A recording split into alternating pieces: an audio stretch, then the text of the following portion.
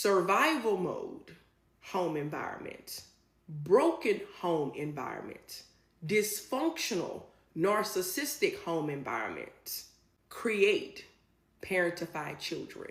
Survival mode environments is single parent home environments.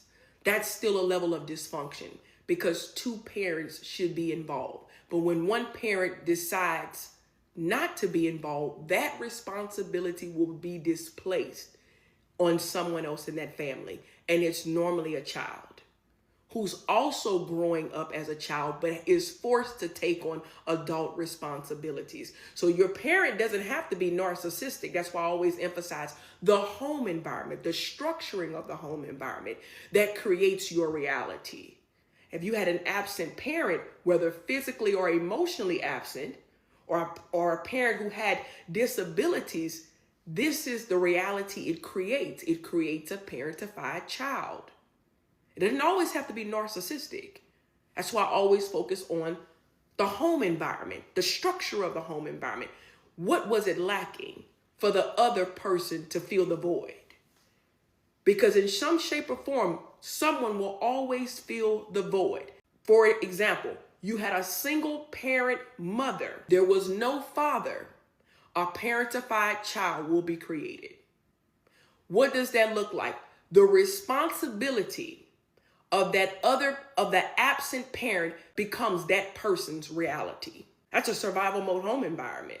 We just surviving. Who gets the responsibility of that?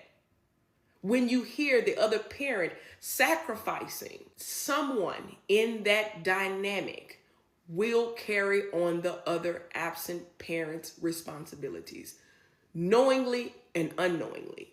What often happens is that child grows up before their time. They due to the adult responsibilities. That's where you're often hear you're way mature for your age at a young age. Well, you've been groomed for that because we're in survival mode.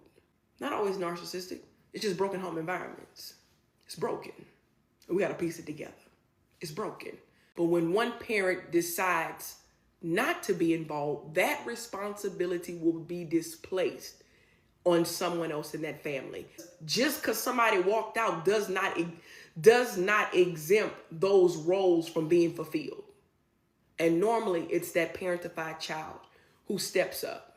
And by the time they're an adult, they're exhausted. They don't know who they are. They struggle with self-identity. They struggle with setting boundaries.